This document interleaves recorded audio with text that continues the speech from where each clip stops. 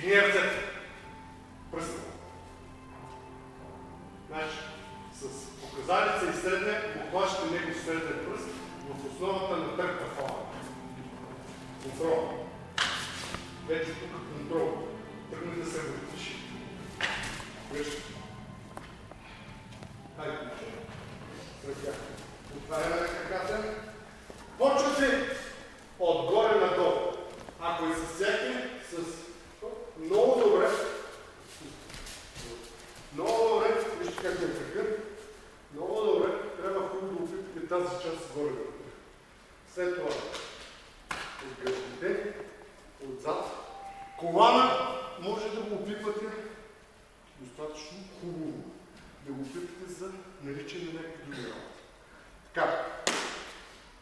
Легни, не слушай. Удар, удар, удар. Вижте, директно върху него. Или по този начин, по-хубаво и по-добрия начин за мен е това нещо. От тук.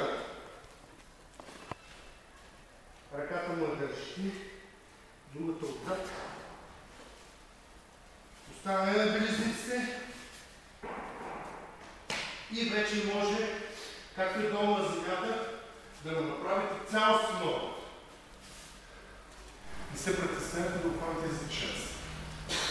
Съвсем спокойно се вините да му направите обред. 62 и 6 година излезе една книга, която в България 80 години и изкараха свирепи, Ричард Марчик. Чели се? Така, значи има оръжия в момента направени от керамика, които не се ловят от детектор. Говоря за пистолети. Едно двузарядни са ето тук. Вкарам в средините, дори в ануса си не може да го установите. Но винаги има търкохватка, заради това съвсем спокойно опитвайте го навсякъде. Мъж, жена, без значение, ако тръгне да прави такъв. Това да зависи от вашия живот, казали. Така. Здравия, бе! Да. Ръцете пак горе. На стена. Леко. Превичите, виж, значи не това нещо. Контрол. Назад.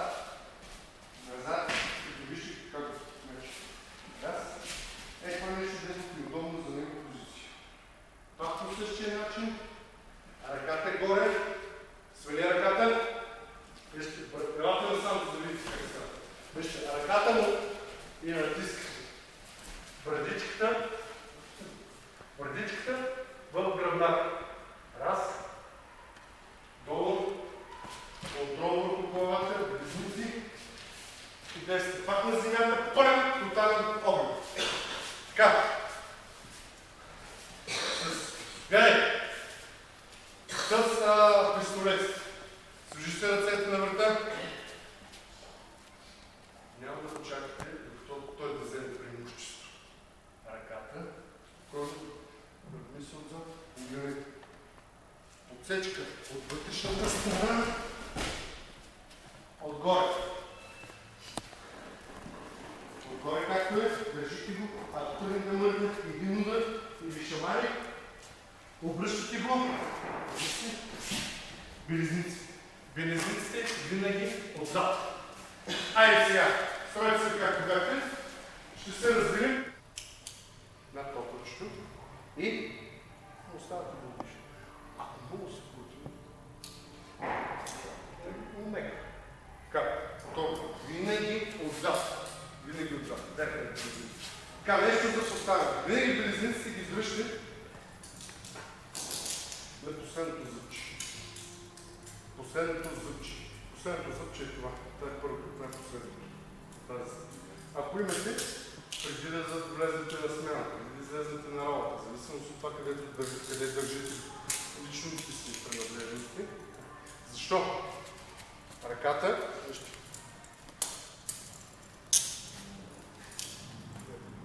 Само се постъпва. Вижте. Два, дъхни се. Раз.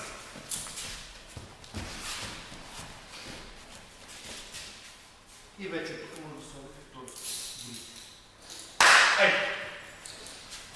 Били отзад!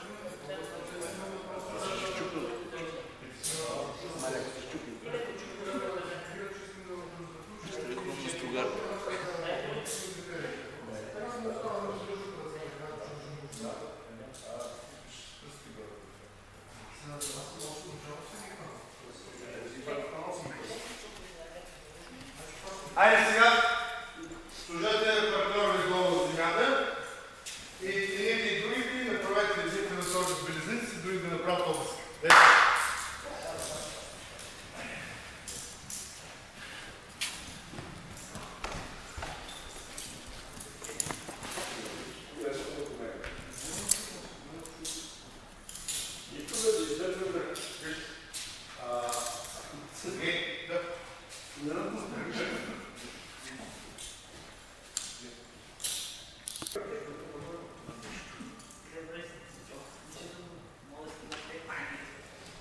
Добре.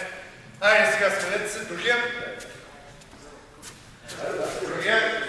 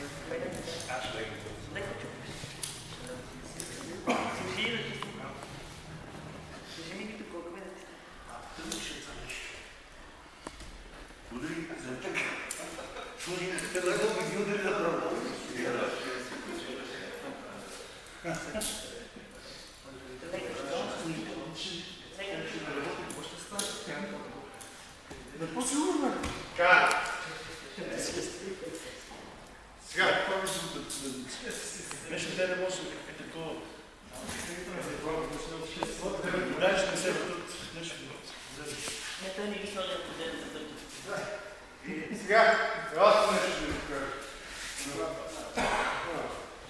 Вижте, допълнително нещо да ви покажа.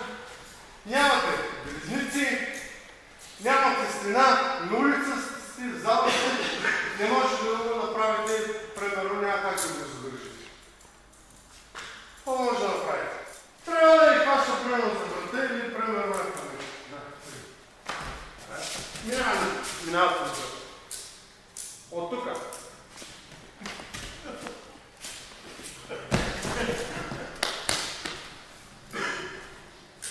Ръцете. Раз, два. Това е двоен мелосон или вълчи капан му казват. Вижте, елате насам. Вижте, хванал съм го двоен мелосон, захват с едната ръка и с другата. След което бам долу, легнал съм върху него плътно, ръката отзад, раз, държа другата, тая слагам, така че да сложа коляното, белезници. Галено, за това нещо се изисква гъвкавост. Ето го пак, свалил съм го.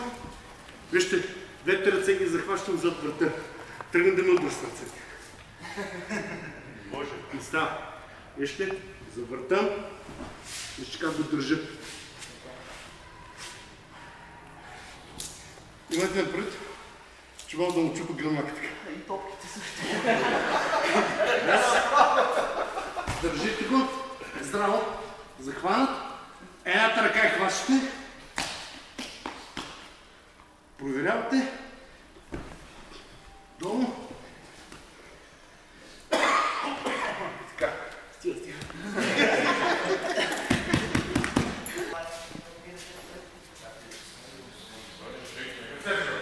Значи, когато давате заповеди, трябва да бъдете точни и конкретни и да имате респект.